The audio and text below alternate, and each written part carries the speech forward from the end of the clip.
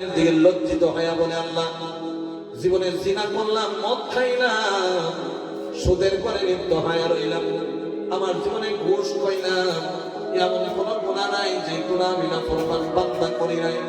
আল্লাহ গো,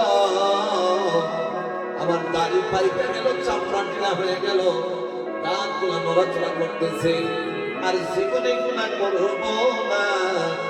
আমার জীবনের গুনাহগুলা তুমি আল্লাহ মাফ করে দাও।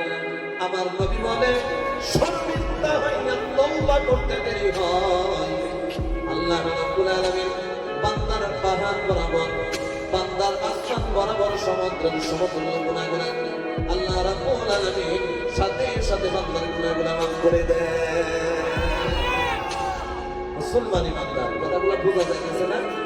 বাসাতে কোনো গন্ডগোল আছে নি? অসুবিধা নাই তো? আল্লাহ যেন কবুল করে নেয় বলে আমি। আপনারা যারা বসছেন, আপনাদের জন্য যদি আমি একটা দোয়া করি, আপনারা কষ্ট করে আমিন করতে পারবেন? সবাই পারবেন তো? আমরা যারা এখানে বসলাম, আল্লাহ রাব্বুল আলামিন যারা রাস্তায় আছে, বাজারে আছে, তাদের জন্য না, যারা আমরা বসলাম, আখিরি দোয়া নিয়ে যাব। আল্লাহ রাব্বুল আলামিন যেন এই বৈঠকটা নাজাতের ওয়াসিলা বানায় দেয়, বলে আল্লাহুম্মা আমিন।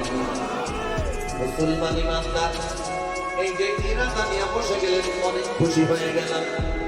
কারণ কি জানো রে ভাই, যারা গুনাহ মাফ করাইতে চায়, করাইতে মজমার মধ্যে বসবে, যারা জাহান্নামের ভয় নাই, আল্লাহকে ভয় করে না, ওই মানুষগুলা রাস্তাঘাটে বাজারে ঘুরে বেড়াইবে।